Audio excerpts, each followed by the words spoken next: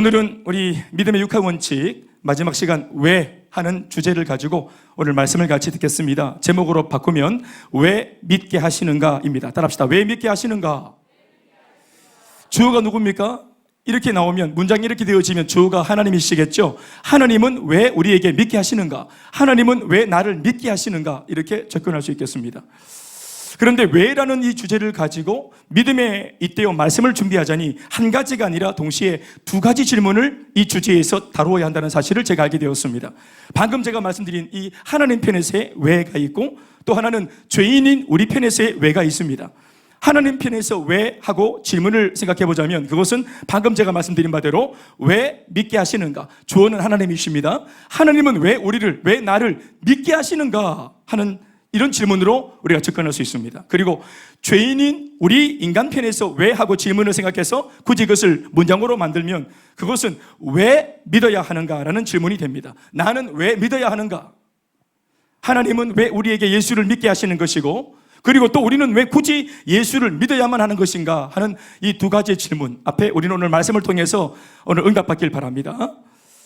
오늘 이 말씀을 통해 특별히 내 안에 있는 현재의 믿음을 다시 한번 확인하고 또 그 믿음의 가치를 새롭게 정립해서 하나님 앞에서 이후에 더욱 확실한 믿음으로 살아갈 것을 다짐하는 귀한 시간 될 수 있기를 주의 이름으로 축원합니다.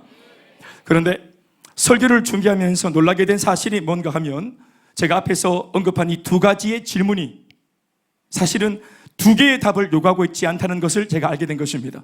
질문은 두 가지지만 답은 한 가지입니다. 먼저 우리 인간 입장에서 고려해 봐야 할 질문으로 시작해서 말씀을 묵상하다 보면 그 안에서 우리는 하나님이 내게 믿음 주신 이유 역시도 깨닫게 됩니다. 나는 왜 믿어야 될까 하는 질문으로 말씀을 쭉 풀어가다 보면 하나님이 왜 나에게 믿음을 주시고 믿게 하셨는가 하는 이 질문에 대한 답도 얻게 된다는 것입니다. 오늘 말씀 안에서 하나님은 왜 믿게 하시고 우리는 왜 믿어야 하는지 부디 성령께서 여러분들에게 깨닫게 해주시길 바랍니다. 그래서 오늘 우리의 믿음이 더욱 강화되는 귀하고 복된 시간 되길 바랍니다. 사랑하는 여러분, 우리는 왜 예수님을 믿어야 할까요?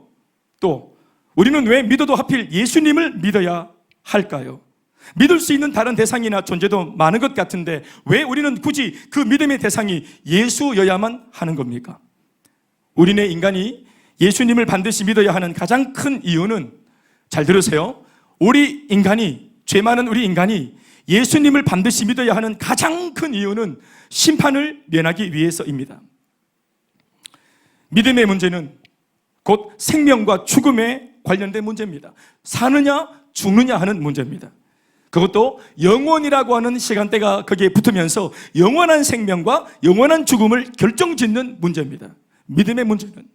그래서 우리는 반드시 예수님을 믿어 영원한 죽음이 아니라 영원한 생명의 편에 서 있어야만 합니다.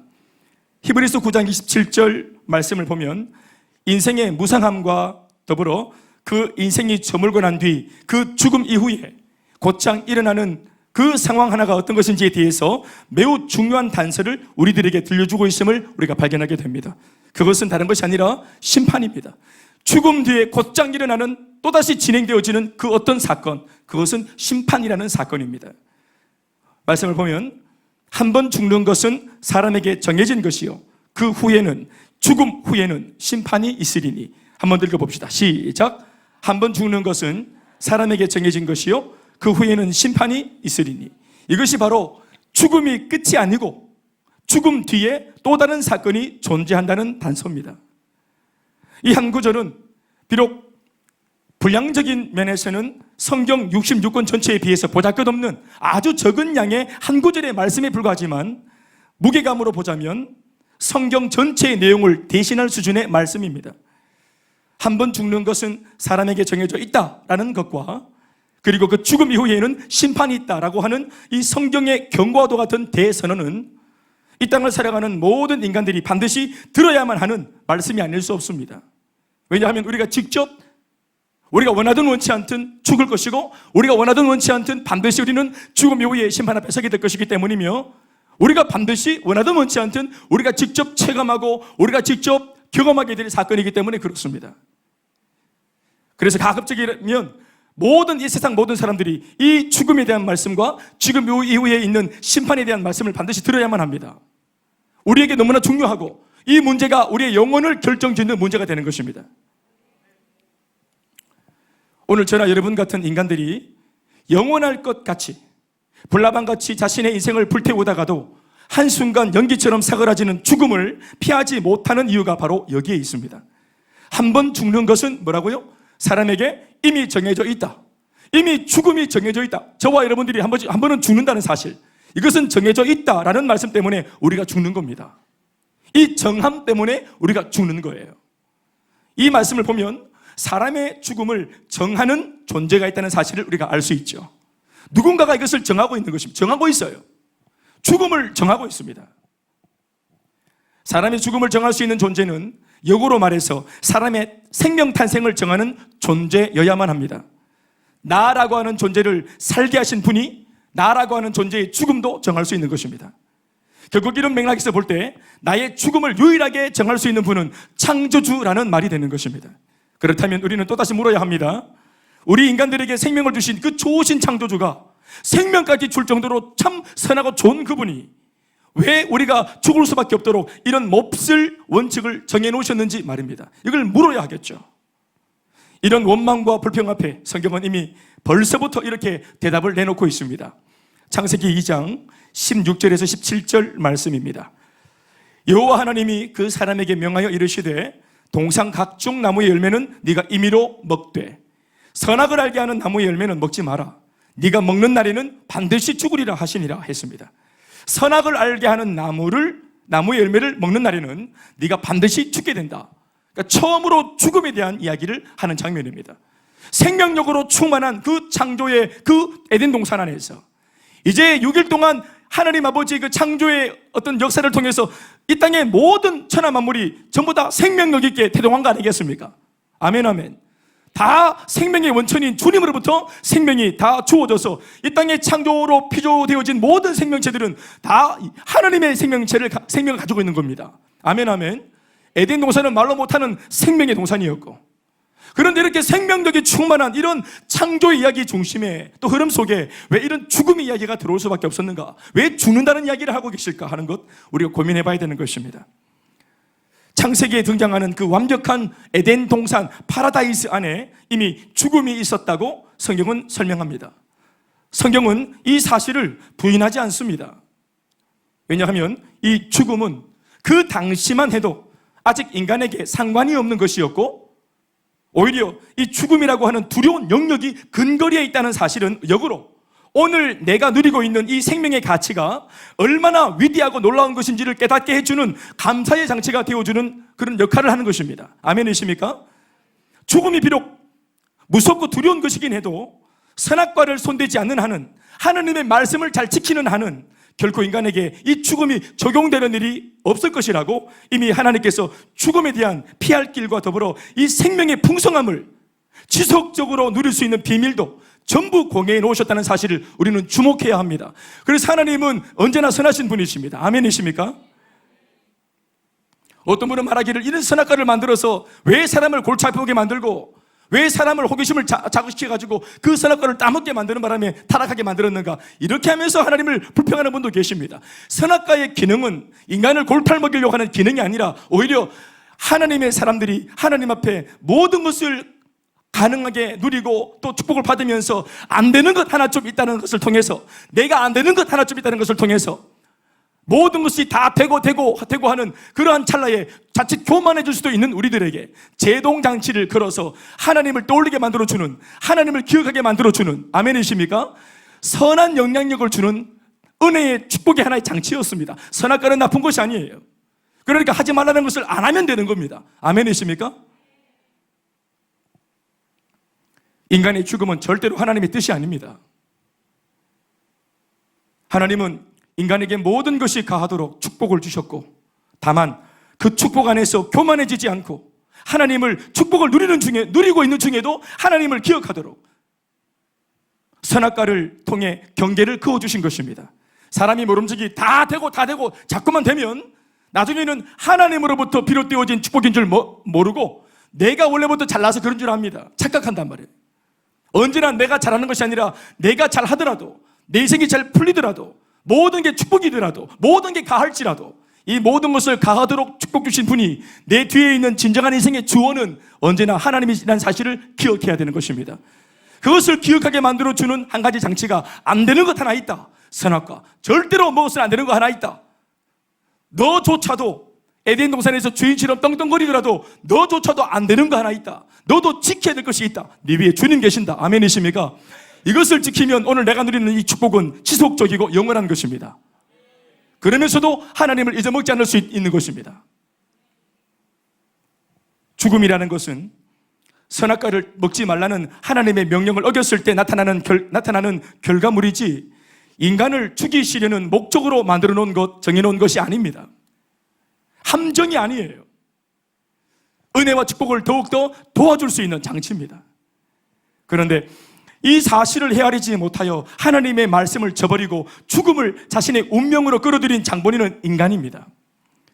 선악과를 먹고 하나님 앞에 범죄한 그 죄의 결과로 죽음이 인간에게 들어온 것입니다. 이때로부터 하나의 원칙이 정해졌죠. 한 번 죽는 것은 사람에게 정해진 것이요 라고 말입니다.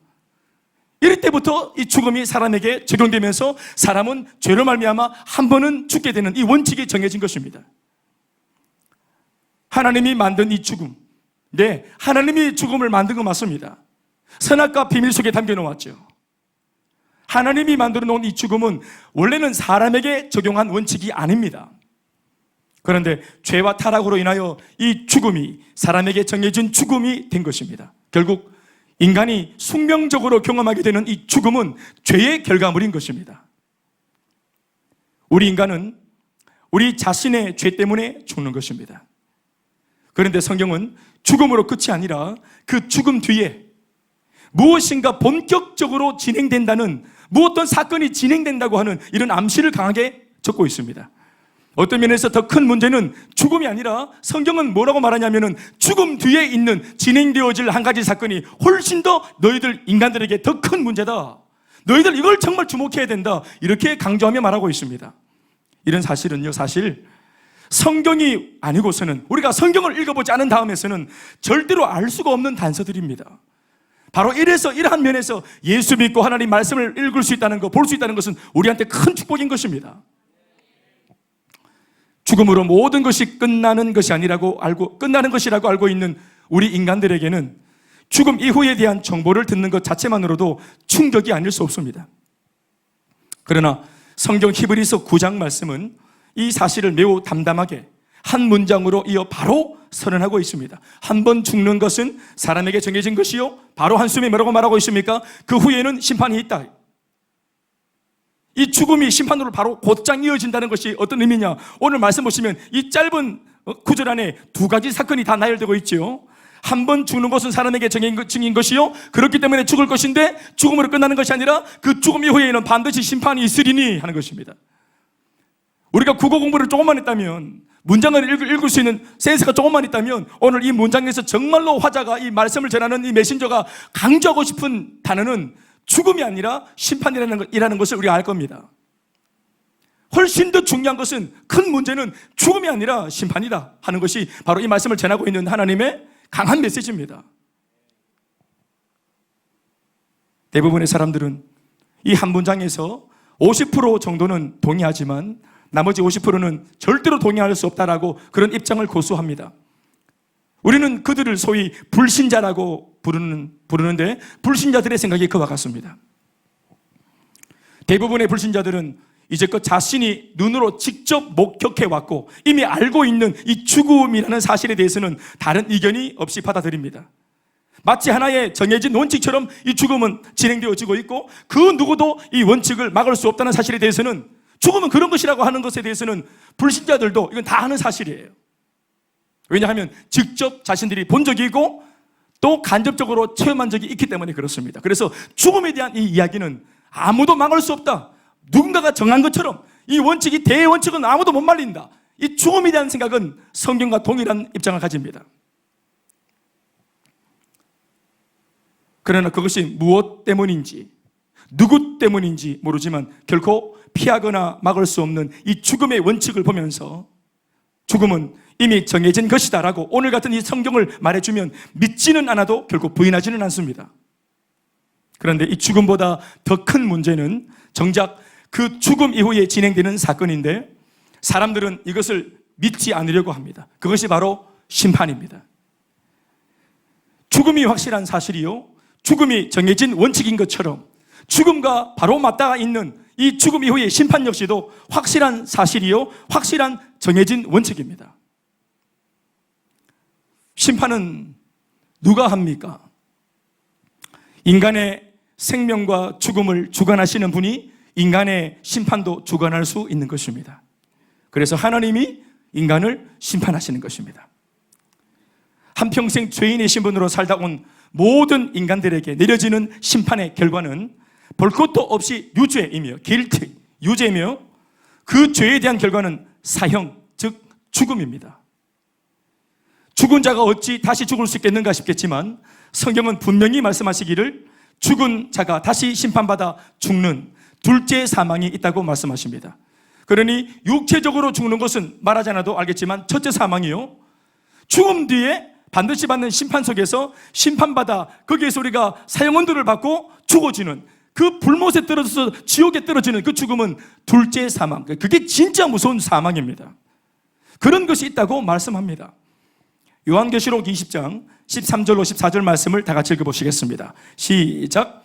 바다가 그 가운데서 죽은 자들을 내주고 심판의 자리에 내준다는 말입니다. 또 사망과 음부도 그 가운데에서 죽은 자들을 내주매 각 사람이 자기의 행위대로 심판을 받고 사망과 음부도 불못에 던져지니 이것은 둘째 사망 곧 불못이라. 죽은 자들이 다시 심판받고 거기에서 패스하지 못하면, 거기에서 유죄로 결판나고 거기에서 사형언도를 받으면 진짜 백이 둘째 사망에 들어가는 것입니다. 그 죽음과 사망은 첫째 죽음보다 비교할 수 없는 엄청난 고통의 아픔이고 시간대도 영원입니다. 영원한 고통, 영원한 죽음입니다. 첫째 사망은 육체의 죽음이며 둘째 사망은 영원한 불못, 바로 지옥에 떨어지는 것입니다. 영원한 지옥 불못에 떨어지는 것 그 자체가 죽음인 것입니다. 실제로 영혼이 다시 죽어지는 게 아니고요, 그 지옥의 고통 속에 영원히 빠져 들어가서 나오지 못하는 것, 끝이 없는 고통 속에 들어가는 것, 그 자체를 두고 사망이다라고 부르는 것입니다. 이것은 차라리 죽는 것보다 더한 고통입니다. 이런 말씀을 들어보면 조금 전까지 제가 했던 말씀이 무슨 뜻인지 알게 될 것입니다. 죽음보다 더 큰 문제는 죽음 이후에 벌어지는 심판이라고 하는 사실을 결코 가볍게 듣지 않기를 바랍니다. 그러니 이 엄청난 심판의 이야기가 절대로 내 이야기가 되어서는 안 되는 것입니다. 아멘이십니까? 이런 엄청난 심판의 이야기가 절대로 내 가족이나 내 사랑하는 사람들의 이야기가 되어서는 안 되는 것입니다. 심지어 이 세상의 그 어떤 사람이라도 이런 운명이 자신의 운명이 되도록 가만히 놔둬서는 안 되는 것입니다. 전도해야 될 이유가 바로 여기에 있고, 우리가 먼 나라까지 가서 물질을 들여 에너지를 쓰면서 복음을 전하여 선교해야 될 이유가 여기에 있는 것입니다. 행복 모임을 하고 복음을 전해야 될 이유가 여기에 있는 것입니다. 여러분, 우리 중에 아무도 이런 비참한 심판을 맞이해서는 안 되는 것입니다. 우리는 또 이것을 알면서 전하지 않아서는 안 되는 것입니다. 다시 한번 말씀드립니다.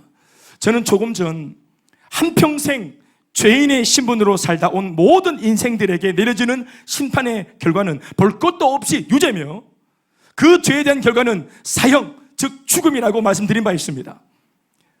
그런데 바로 이때 이러한 엄청난 무시무시한 재판이 계속해서 나는 말 한마디 못하고 그냥 막 한꺼번에 이것이 진행되도록 가만두지 않는 분이 계십니다. 내가 유죄로 또 사형언도 받고 저 영원한 지옥 불못에 들어가도록 방치하지 않는 분이 한 분 계십니다. 그분이 바로 우리가 믿고 있는 구주 예수 그리스도이십니다. 바로 이때 우리에게 언도되어야 할, 마땅할 이 재판의 비참한 판결문을 완전히 뒤집어 엎는 기적 같은 역전의 사건이 바로 예수 그리스도의 능력을 통해서 우리 믿는 자들에게 일어나는 것입니다. 그 역전극을 만들어주시는 분이 바로 주님이십니다.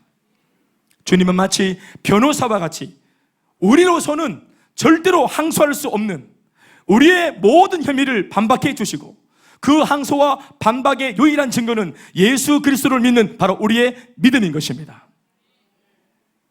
하나님 앞에 지은 죄에 대한 결과는 반드시 죽음이라는 말 사실입니다. 하나님 앞에 그 하나님의 은혜를 저버리고 혹은 하나님을 모르고 그냥 산 거, 자연스럽게 엄마 아버지 밑 아래에서 내가 불신자로 태어나서 불신자로 열심히 살다가 불신자로 그냥 자연스럽게 죽으면 이것이 지옥 갈 죄라고 성경은 말합니다. 우리로서는 너무 오르골할지 모르겠지만 성경은 냉정하게 말하기를 이것이 지옥 갈 죄라고 말합니다. 하나님을 모르고 산 죄, 하나님을 믿지 않고 산 죄, 나를 창조하신 아버지를 모르고 산 죄, 외면하고 산 죄, 무시하고 산 죄, 관심이 없었던 죄, 이것이 지옥과 마땅한 죄라고 성경은 말하고 있습니다. 그러나 우리가 살아생전 누군가의 복음을 듣고 예수를 믿는 그 믿음을 통해서 우리는 사실 이 땅에서는 예수 믿을 때 이 믿음이 얼마나 큰 가치가 있는지를 잘 몰라요. 우리가 믿는 이 믿음 있잖아요. 지금 예수 믿는 여러분들이나 나 속에 있는, 우리 속에 있는 이 믿음 있잖아요. 이 믿음이 어떤 일을 할 수 있는 믿음인지 우리는 아직 잘 몰라요. 이 믿음이 어떤 일을 할 수 있는 믿음인지, 이 믿음이 어떤 역사를 일으킬 수 있는 믿음인지, 어떤 상황을 뒤집어 엎을 수 있는 믿음인지 우리는 진짜 믿음의 가치를 몰라요. 그런데 언제 아는 줄 아세요? 죽어서 심판받게 되어질 때, 마귀가 우리의 모든 죄를 조목조목 말하면서 우리를 지옥불로 압박해 들어갈 때, 나조차도 변명할 수 없을 때, 왜냐하면 마귀의 그 모든 말이 사실이기 때문에, 마귀의 참소가 맞는 말이기 때문에 다 내가 지은 죄 맞아요.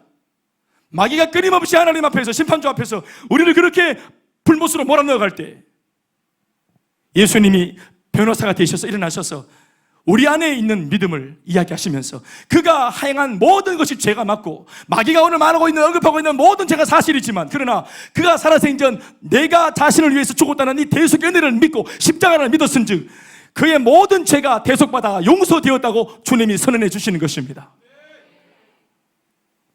여러분, 그때 만약 우리를 위해서 선언할 수 있는 이런 변호사가 없다면 어떡하겠습니까? 우리가 그 순간 나도 한마디 뻥끗하지 못하고 내 모든 살아생전 죄가 다 들통나고 부끄러워지고 쪽팔리고 얼굴을 못 들고 N번방 사건에 이름 하나 올라가도 만천하에 공개되어지면 얼굴을 못 드는데, 이전에 우리 미투 사건 때 탤런트 조민기 씨는 대학생 딸을 기르는 입장에서 대학생과 같이 놀아난 그 이야기, 성폭행 이야기, 성희롱 이야기가 보도되어서 부끄러워서 자살을 했지 않습니까?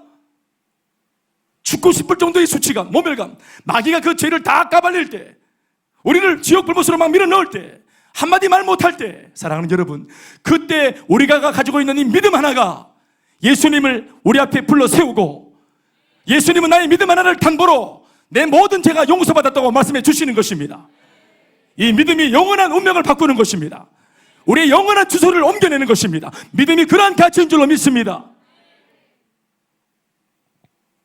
이 세상에서는 여러분, 우리가 가진 이 믿음이 얼마나 이 믿음 자체가 대단한 것인지 우리는 이것을 알 바가 없습니다. 더군다나 예수와 믿고 그냥 온실안에 와서처럼 교회에서만 지낸 분들은, 보호받으면서 계신 분들은 더군다나 내가 가진 믿음이 얼마나 위대한 믿음인지를 알 길이 없어요. 이것이 무엇을 막아낼 수 있고 이것이 내 인생에 어떤 일을 일으킬 수 있는 믿음인지 우리는 아직까지 체험하지 못했으니, 여러분 바라옵고 원하옵기는 앞으로 이 믿음의 참 가치를 살아생전에도 경험할 수 있기를 주의 이름으로 축원합니다.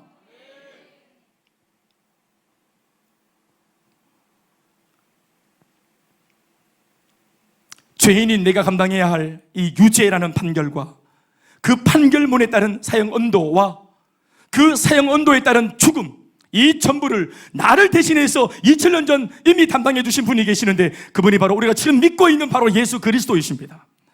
그리고 우리는 그분을 진짜로 믿고 있습니다. 예수님은 죄가 없는 분이셨지만 우리의 죄를 대속하기 위해 대속의 제물이 되시려고 이 땅에 스스로 오셨습니다. 그리고는 미친 군중들에 의해, 폭도들에 의해 의구치기로 우격다짐으로 재판을 받으셨고, 유죄라는 거짓 언도를 받고 여론 심판에 내몰려 십자가형으로 비참한 죽음을 당하게 되셨습니다. 예수님의 말도 안 되는 그 이상한 재판, 예수님의 그 말도 안 되는 이상한 유죄 판결, 사실은 헤롯도 빌라도도 예수님을 죽여야 할 명분을 찾지 못했고 혐의를 찾지 못했어요. 죄인으로 몰고 싶었지만 죄를 아무도 못 찾았어요. 죄가 없으셨어요. 그래서 예수님의 죽음은 죄인의 죽음이 아니라 의인의 죽음이었던 것입니다. 예수님의 사형 언도, 예수님의 십자가형, 예수님의 죽음, 우리는 이 모든 것이 단순히 2000년 전 저 먼 유대 땅에서 일어난 옛날 사람 예수님의 억울한 이야기인 줄만 알았습니다. 그러나 그날 그 자리에서 죽어간 예수님의 그 죽음의 이야기는 바로 지금의 내 문제요, 지금의 내 이야기인 것을 우리는 성경을 통해서 이걸 읽으면서 비로소 알게 된 것입니다. 여러분, 주님의 죽으심이 나를 위한 죽으심이에요. 지금 나의 실존의 문제를 위한 죽음이셨습니다. 옛날 이야기가 아닙니다. 그래서 하나님의 말씀은 묵상하고 사색하는 것이 아니라 실존의 내 문제에 그 주님의 말씀 엄청난 사건을 오늘 적용시켜야 하는 것입니다.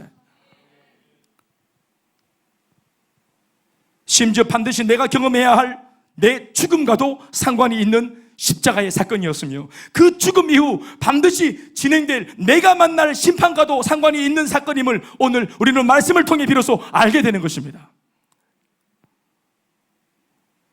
예수님이 겪으신 그 모든 죽음의 과정과 공포와 두려움과 고통은 바로 내가 죽은 후 심판받아 그 심판의 결과로 치루어야 할 끔찍한 내 고통에, 내가 경험할 내 고통의 내용이었습니다. 예수님의 나를 향한 구원은 소위 말로만 하는 야매식의 구원이 아니라 실제로 당신이 친히 나의 죄값을 대신 치루어 다 갚아주신 실제적인 구원이요 합법적인 구원이신데, 단지 이 사실을 내가 믿기만 하면 예수 믿는 이 믿음 하나가 죽음 이후 지옥 심판을 면하게 해주고 그 끔찍한 둘째 사망을 넘어갈 수 있도록 만들어주는 역할을 이 믿음이 하는 것입니다. 그러니 우리가 얼마나 대단한 믿음을 가진 것입니까? 이 엄청난 심판의 칼날이 나를 지나쳐 가도록 만들어 주시려고 하나님은 내게 아들을 보내셨고, 나는 감사하게도 주님의 은혜로 그 예수를 나의 구주로 믿게 되었으니 이 얼마나 감사하고 감격적인 일인지 모릅니다. 아멘이십니까? 사랑하는 여러분, 오늘 내가 가진 이 믿음이 무엇을 할 수 있나 보십시오. 지금 내 안에 있는 이 예수 믿는 믿음이 무엇을 장차 바꿔 놓을 수 있는지 보십시오. 아니, 장차가 아니라 이미 바꿔 놓았습니다. 믿음은 단순히 이 땅에서 우리의 소원을 이루는 도깨비 방망이 역할을 하는 도구가 아니라 우리에게 운명처럼 엄습해오는 지옥행 심판과 피할 길 없는 그 무서운 죽음의 판결문을 뒤바꾸어 놓는 역전의 칼날입니다. 믿으면 좋고 안 믿으면 나쁘고, 믿으면 칭찬받고 안 믿으면 칭찬 안 받고, 여러분, 이런 정도의 상황을 갈라놓는 정도의 믿음이 아닙니다. 우리 운명을 바꾸는 믿음이에요. 우리의 영원한 운명을 바꾸는 결정짓는 믿음이에요.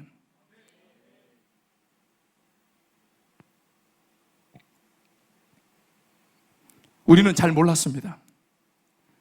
내가 오늘 소유하고 있는, 가지고 있는 이 주 예수를 믿는 믿음이라는 것이 얼마나 값어치 있는 보화 중에 보화란 사실을 우리는 잘 몰랐습니다.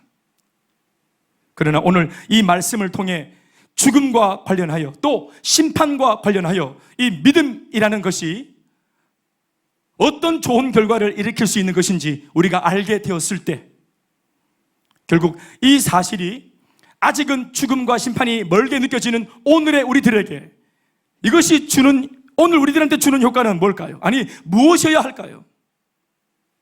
알고 보니 내 생각보다 더 대단한 일을 해내는 이 위대한 믿음으로 우리는 오늘 무엇을 하며 이 믿음 어디에다가 써먹어야 하겠습니까?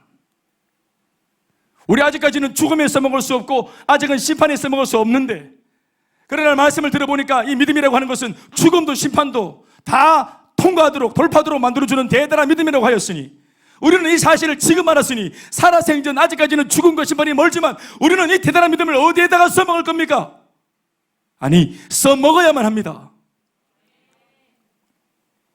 내 죽음과 내 심판을 당당히 마주 대할 수 있게 만들어준 믿음을 오늘 내가 가졌으니, 사랑하는 여러분, 그런 우리가 고작 이런 세상살이를 두려워해서 되겠습니까? 세상이 주는 정도의 염려, 걱정, 근심, 불안, 초조에 우리가 휘둘려서 어디 쓰겠습니까?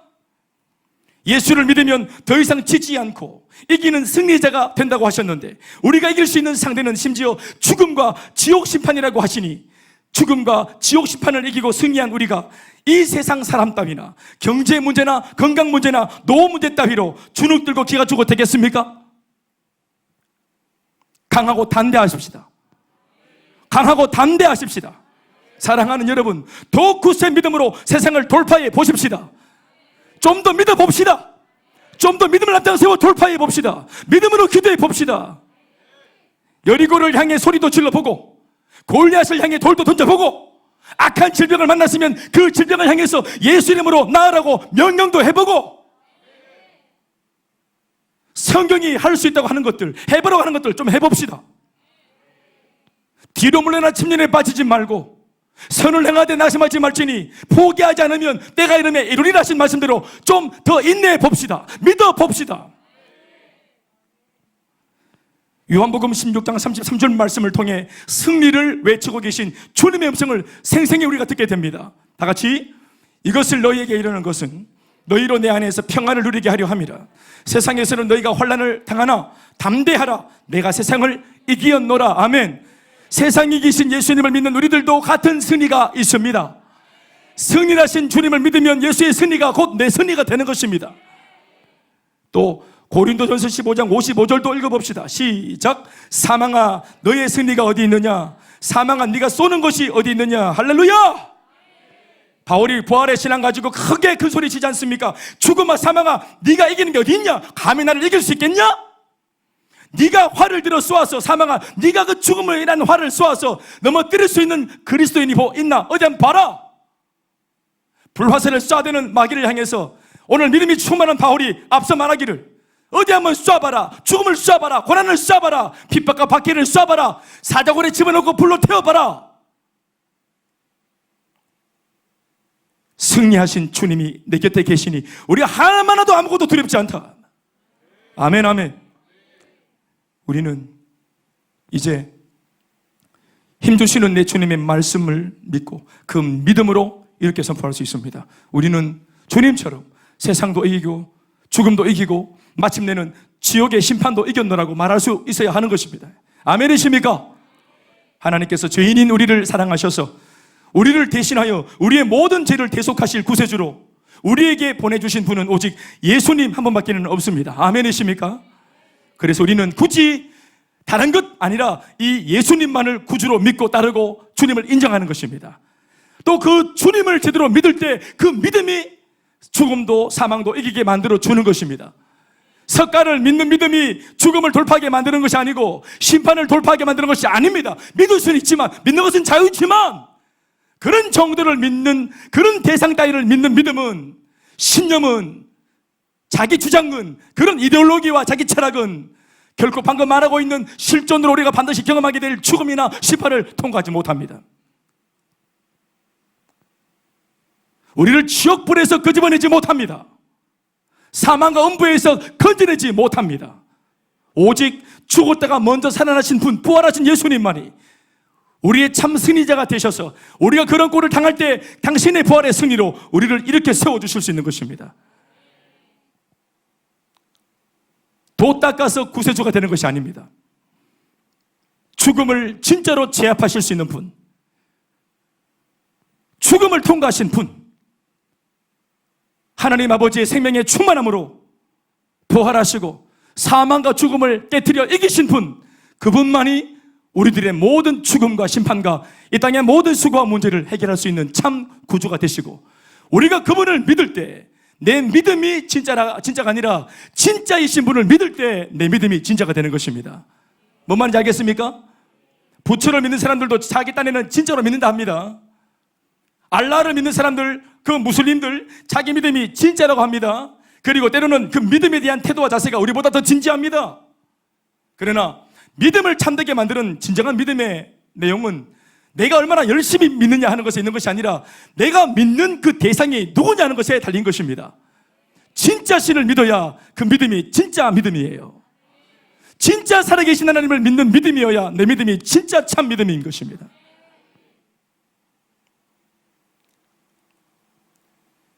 사도행전 4장 12절 말씀에 이르기를 다른 이로서는 구원을 받을 수 없나니 천하 사람 중에 구원을 받을 만한 다른 이름을 우리에게 주신 일이 결탄코 없습니다. 아멘이십니까? 오직 예수. 따라합시다. 오직 예수. 요한복음 14장 6절 말씀에도 적고 있기를 예수께서 이르시되 내가 곧 길이요 진리요 생명이니 나 예수로 말미암지 않고는 우리 아버지 하나님께로 올 자가 아무도 없다. 내가 곧 길이요 진리요 생명인데 나를 통해서만 주님을 만날 수 있고 아버지께로 돌아올 수 있고 죽음을 이길 수 있고 심판을 면할 수 있다. 아멘이십니까? 오직 예수 그리스도만이 우리의 유일한 구원이십니다. 그리고 이 사실을 진리로 인정하고 믿으면 그 믿음은 지금부터 앞으로 그리고 우리의 죽음과 그 죽음 이후의 심판의 순간까지도 우리를 지키고 보호하고 우리를 영원한 생명의 길로 인도할 길잡이가 되어줄 것입니다. 말씀을 맺겠습니다. 오늘 내게 믿음을 주시고 그 믿음으로 영원한 생명과 풍성한 삶을 약속하신 하나님이 왜 우리에게 이렇게까지 하시는가 하는 질문에 대한 답을 듣는 것으로 오늘 말씀을 정리하고자 합니다. 하나님께서 왜 믿게 하실까요? 우리는 왜 믿어야 합니까? 라는 지금 대답을 제가 해드렸습니다. 지금까지.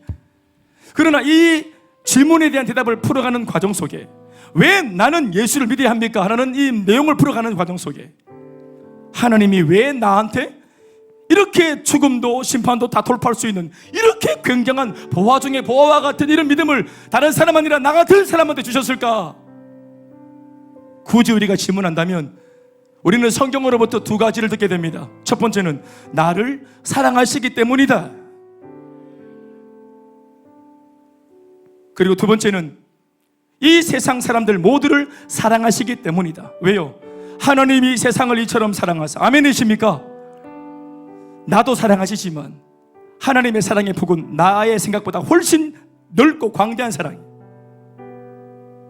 이 세상 전체를, 이 세상 사람들 전부를 하나님은 사랑하십니다. 그래서 구원하고 싶으시고 그렇게 비참하게 죽지 않았으면 좋겠고 죽음 후에 반드시 있을, 너희들은 모르지만 나는 알고 있는 그 심판의 문턱을 너희들이 제대로 믿고 알아서 제발 좀 정말 영원한 생명으로 나왔으면 좋겠다. 심판을 그렇게 통과했으면 좋겠다. 지옥의 심판이 아니라 부활의 심판으로 나왔으면 좋겠다. 그것을 홀로 알고 계신 하나님이 예수님께 이것을 복음 안에 심어놓아 예수님이 이 사실을 이 땅에 선포하기 위해 우리 가까이 오신 것입니다. 나를 사랑하셔서 내게 믿음을 주시고 또 주 예수를 믿게 하신 하나님의 놀라운 사랑에 우리는 감사하지 않을 수 없습니다. 하나님 앞에서 범죄하고 타락한 우리는 분명 더 이상은 아들이 아니라 죄인이 되었음에도 불구하고 하나님 아버지의 눈에는 그저 집 나간 둘째 아들, 그렇게 타락하고 죄를 짓고 허랑방탕하게 아버지 재산을 다 탕진하고 정말 배은망덕하고 호로자식이 되었음에도 불구하고 온 동네 사람들이 다 욕을 하는데도 가장 큰 상처를 받았을 법한 그런 둘째 아들에게 상처를 입은 아버지는 욕이 어디 있어요? 불평이 어디 있어요? 원망이 어디 있어요? 그분만은 아무도 모르게 날마다 대문 바깥에서 둘째 아들이 살아 들어오기를 학수고대하고 기도하고 중보하며 기다렸던 것입니다. 아무리 죄를 지어봐요, 우리 인간이 아무리 죄를 지어보고 이름이 죄인이 되어봐요, 하나님 아버지의 눈에는 그냥 집 나간 둘째 아들에 불과한 것입니다. 다시 돌아왔으면 좋겠다 싶은 사랑하는 내 아들에 불과한 것입니다. 아멘이십니까?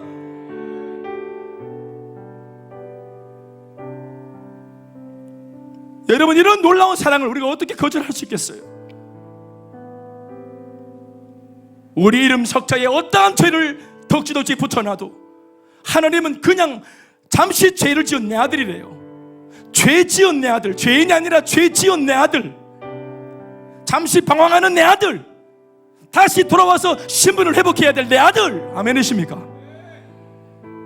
하나님을 떠나 방황하고 죄짓고 끝끝 하나님의 손길을 외면하고 살고 있던 나를 하나님 아버지는 기어이 당신의 한없는 사랑으로 용서하시고 다시 아들의 신분을 회복시켜 주시고 풍성한 삶을 허락해 주시는 것입니다. 우리 이런 말씀을 절대로 놓쳐서는 안 됩니다. 로마서 5장 6절로 8절에 있는 말씀을 다 같이 소리내어 읽어보시겠습니다. 시작. 우리가 아직 연약할 때에 기약대로 그리스도께서 경건하지 않은 자를 위하여 죽으셨도다. 의인을 위하여 죽는 자가 쉽지 않고 선인을 위하여 용감히 죽는 자가 혹 있거니와 우리가 아직 죄인 되었을 때에 그리스도께서 우리를 위하여 죽으심으로 하나님께서 우리에게 대한 자기 사랑을 확증하셨느니라. 아멘, 아멘. 우리가 아직 연약할 때, 경건치 않을 때, 그리고 아직 죄인 되었을 때, 바로 형편없이 주님의 사랑받기에, 용서받기에 아직까지 멀었다 싶은 그 모습일 때, 하나님은 그럼에도 불구하고 나를 용서하시고 다시 불러내셨습니다. 사랑할 만하고 용서할 만한 선한 구석이 단 하나도 없던 바로 그때의 나를 그 절망의 수렁에서 건져내셔서 예수 믿고 다시 새로운 인생을 살게 해주신 하나님이십니다. 우리는 이 모든 것의 이유를 사랑에서 찾습니다. 그리고는 이제 그런 나를 다시 세상에 보내셔서 어제까지의 나처럼 살고 있는 또 다른 사람들에게 내가 받은 사랑, 내가 받은 은혜를 전하라고 하십니다. 전도하게 하시고 선교하라 하십니다.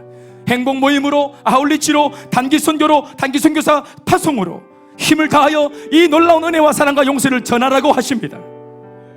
그 이유를 굳이 물을 때 하나님은 똑같은 말씀으로 우리의 연약한 마음을 만지십니다. 그들도 내 백성이며 내가 사랑하는 잃어버린 내 영혼들이라고 하는 말씀을 우리가 마음 깊이 듣게 됩니다.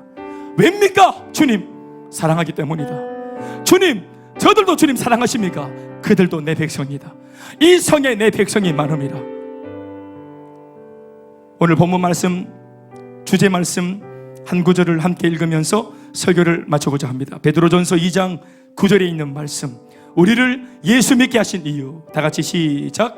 그러나 너희는 택하신 족속이요 왕같은 제사장들이요 거룩한 나라요 그의 소유가 된 백성이니 이는 왜냐하면 너희를 어두운 데서 불러내어 그의 귀한 빛에 들어가게 하신 이의 아름다운 덕을 선포하게 하려 하십니다. 하나님의 위대한 역사를 선포하고 하나님의 위대한 용서와 사랑을, 그 아름다운 덕을 선전하게 하려 하시기 위해서, 전하게 하시려고, 복음을 전하고 이 주님을 전하게 하시려고 내게 먼저 사랑을 보여주신 주님의 마음을 품고 우리의 신앙의 행보, 또 믿음의 행보, 또 복음 전하는 사역의 행보 끝까지 감당할 수 있는 저와 여러분 되시길 주의 이름으로 축원합니다. 모든 영광을 하나님께 박수하시겠습니다.